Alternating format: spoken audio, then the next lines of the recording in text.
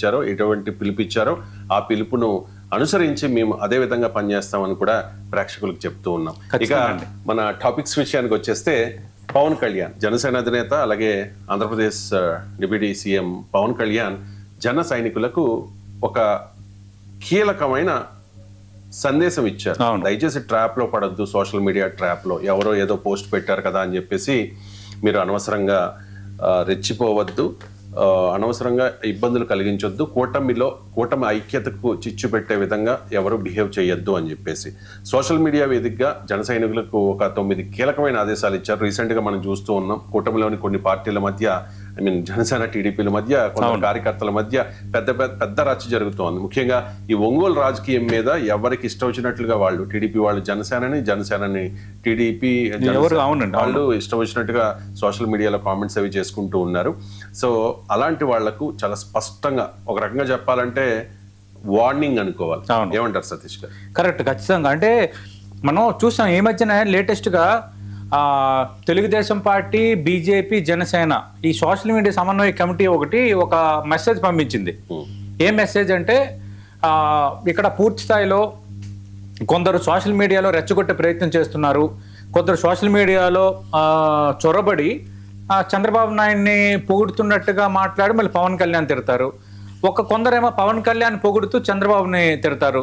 ఇట్లాగా మన మధ్య వైషమ్యాలు రెచ్చగొట్టే వాళ్ళు, ఒక థర్డ్ పర్సన్ గా ఉన్నవాళ్ళు వచ్చి మొత్తం వైషమ్యాలను క్రియేట్ చేస్తున్నారు. మీరు ఆ వైషమ్యాల్లో కొట్టుకోవద్దు, మీరు ఆ సూపులో పడిపోవద్దు అని చాలా స్పష్టమైన సందేశం ఇచ్చారు ఈ మధ్యకాలంలో జరుగుతున్న పరిణామాల నేపథ్యంలో.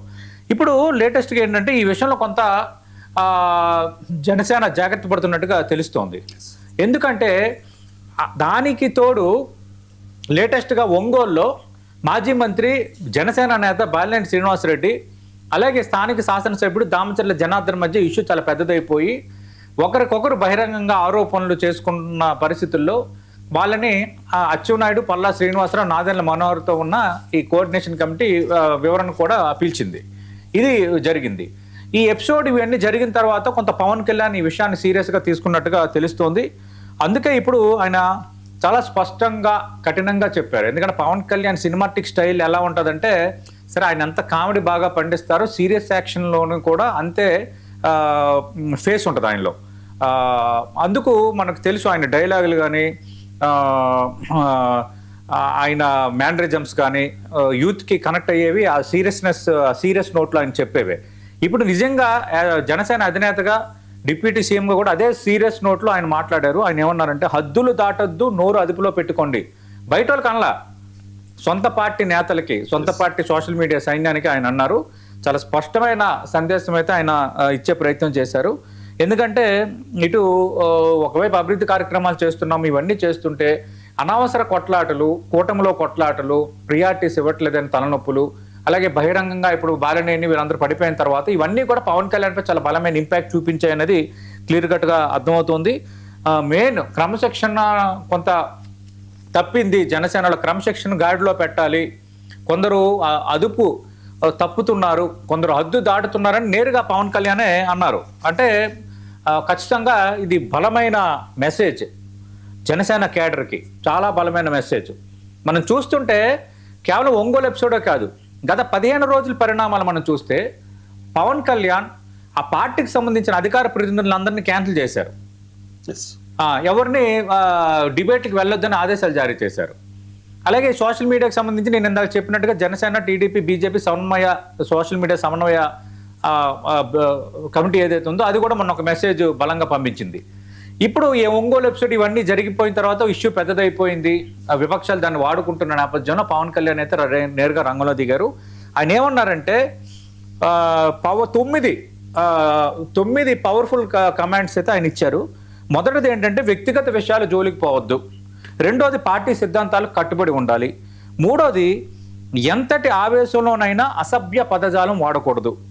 వీర మహిళలను, సమాజంలో ఉన్న మహిళలను అత్యున్నతంగా గౌరవించాలి. పార్టీ అంతర్గత విషయాలను సోషల్ మీడియాలో రచ్చ చేయొద్దు. రెచ్చగొట్టే వ్యాఖ్యల ప్రభావానికి లోను కావద్దు. ఏడోది ఏంటి, కూటమి ధర్మాన్ని, స్ఫూర్తిని కాపాడాలి. ఎనిమిదోది, పొలిటికల్ మైండ్ గేముల్లో పడకుండా అంతర్గత కుట్రలను తిప్పికొట్టాలి. ఇది చాలా కీలకమైనది. అంటే ఎవరో ఒకటి రెచ్చగొడితే రెచ్చిపోయి మీరు టీడీపీ మీద, బీజేపీ మీద మాట్లాడితే ఆ రెచ్చగొట్టినాడు ఆ తర్వాత కనిపించడు. ఇదేంటంటే ఇది ఒక ప్రొవోకింగ్ గేమ్ నడుస్తోంది అని, అంటే వీళ్ళ అనుమానం ఏంటంటే వైసీపీ మిగతా వాళ్ళు ఇలా చేస్తున్నారని వాళ్ళ అనుమానం. 9వది, పార్టీ కోసం కష్టపడే ప్రతి కార్యకర్త సంక్షేమం అధినేత దృష్టిలోనే ఉంటుంది, విష ప్రచారాలను మొక్కలు చేయాలి అంటే విష ప్రచారాలను నమ్మొద్దని ఆయన చాలా స్పష్టంగా చెప్పారు. దీని వెనక బలమైన రాజకీయ వ్యూహం ఉంది. కూటమి మధ్య ఈ బీజేపీ జనసేన, బీజేపీ టీడీపీ కంటే జనసేన టీడీపీ మధ్య ఈ అంశాలు కొంచెం ఎక్కువైపోతుండడం, ఒంగోలు ఎపిసోడ్, అంతకుముందు పిఠాపురం ఎపిసోడ్, చాలా నియోజకవర్గాల్లో కొంచెం గందరగోళాలు, పదవుల పెంపకంలో వేదికపై పిలవట్లేదని ఇలా అవమానాలు పడాల్సి వస్తుందని పవన్ కళ్యాణ్ అలాగే నాగబాబు వీళ్ళందరూ అటెండ్ అవుతున్న మీటింగుల్లో కార్యకర్తల ఆవేదన, వీటన్నిటి నేపథ్యంలో ఒక బలమైన మెసేజ్ అయితే ఇచ్చారు. మనకు ఒకటైతే అర్థం చేసుకోవాలి, రాజకీయాల్లో భావోద్వేగాలు ఎంత ముఖ్యమో సంయమనం పాటించడం కూడా అంతే ముఖ్యం. అదే ఇప్పుడు పవన్ కళ్యాణ్ పాటిస్తున్న సూత్రం. దానికి తగ్గట్టుగానే ఆయన ఈ నిర్ణయం తీసుకున్నారు. పార్టీ శ్రేణులు గాడి తప్పుతున్నాయి, వేరే ఒకరు చేస్తున్న అంతర్గత సోషల్ మీడియా కుట్రలో వీళ్ళు పావులైపోతున్నారు, వీళ్ళు బలైపోతున్నారు, వీళ్ళు కూటమిలో ఉన్న మిగతా పార్టీలపై వీళ్ళు ఒక రకమైన విద్వేష భావాన్ని పెంచుకుంటున్నారు. ఇలాంటి పరిస్థితుల నేపథ్యంలో పవన్ కళ్యాణ్ ఆయనే నేరుగా దిగి ఈ కమెంట్స్ ఇవ్వటం అనేది ఖచ్చితంగా కీలకమైందే. ఆయన ఒకటే స్ట్రైట్గా చెప్పారు, జన సైనికులకి హద్దులు దాటద్దు, నోరు అదుపులో పెట్టుకోండి అని 9 కమెంట్స్ అయితే ఇచ్చారు. ఖచ్చితంగా ఇక్కడ నుంచి క్రమశిక్షణ విషయంలో పవన్ కళ్యాణ్ చాలా సీరియస్గా ఉన్నట్టుగా తెలుస్తోంది. ఒంగోలు ఎపిసోడ్ తర్వాత ఆయన ఇంకా హట్ అయ్యారు. ఏంటి ఇంత చిల్లర రాజకీయాలు, ఏంటి ఇది గందరగోళం అంటూ చాలా హట్ అయినట్టుగా కూడా వార్తలు వస్తున్నాయి. అందుకు ఇక్కడ నుంచి జనసేన నేతలు కానీ మిగతా వాళ్ళు కానీ ఏదైనా గందరగోళాలు చేస్తే మాత్రం స్పేర్ చెయ్యను, లెక్కలు తేలిస్తా అని చాలా ఒక పార్టీ అధినాయకుడిగా ఒక బలమైన మెసేజ్ అయితే ఇచ్చారు. ఏదైనా సమస్య ఉంటే నేరుగా అప్రోచ్ అయ్యి మాట్లాడండి అన్న అంశాన్ని కూడా ఇండైరెక్ట్గా ఆయన ప్రస్తావిస్తున్నారు. మరి చూద్దాం, ఈ విధంగా ఇనిషియేటివ్ తీసుకోవటం అధికారంలోకి వచ్చిన తర్వాత ఇప్పుడు లేదు. మధ్యలో ఎవరైనా ఏదైనా తప్పుడు కార్యక్రమాలకు పాల్పడినా, ఆరోపణలు వచ్చినా, కొన్ని రోజులు పార్టీ నుంచి ఒక 6 నెలలు దూరంగా ఉంచడం, పార్టీ కార్యకలాపాలకి సస్పెండ్ చేయడం ఇవే చేశారు. కానీ కార్యకర్తలను ఉద్దేశించి, సొంత కార్యకర్తలను ఉద్దేశించి నోరు అదుపులో పెట్టుకుంటూ హద్దు దాటితే ఊరుకోను, బంబర్ ర్యాక్ కొడతా అన్నట్టు, అంటే ఆయన డైలాగ్ స్టైల్లో ఆ టైప్లో ఆయన అయితే ఒక బలమైన సీరియస్ వార్నింగ్ ఇచ్చారు. ఆయన వార్నింగ్ ఇవ్వడానికి ఖచ్చితంగా ఒక బలమైన రీజన్ కూడా ఉంది. నిజంగా పరిస్థితి అలాగే ఉంది. అందుకు ఒక రకంగా అడుగులు పడుతున్నాయి. అంటే పార్టీని సంస్కరించే పనిలో భాగంగా అధికార పనులు రద్దు చేయటం, తర్వాత పార్టీ కోసం ఎవరైతే కష్టపడుతున్నారో వాళ్ళందరినీ ఎప్పటి నుంచో పార్టీ పెట్టినప్పటి నుంచి ఎవరైతే నిస్వార్థంగా కష్టపడుతున్నారో వాళ్ళందరినీ గుర్తించే కార్యక్రమం కూడా తీసుకున్నారు. శివశంకర్ ఆ పార్టీ ప్రధాన కార్యదర్శి ఒక కార్పొరేషన్ చైర్మన్ ఆయన అధ్యక్షుడిగా పెట్టి అదొక కార్యక్రమం నడుస్తోంది. అధికార పనులను రద్దు చేశారు. కార్యవర్గాన్ని కూడా త్వరలో పూర్తి స్థాయిలో విస్తరించబోతున్నారు. రైట్. ఇక దేశమంతా 80వ స్వాతంత్ర దినోత్సవ వేడుకలు ఘనంగా జరుపుకున్న పరిస్థితి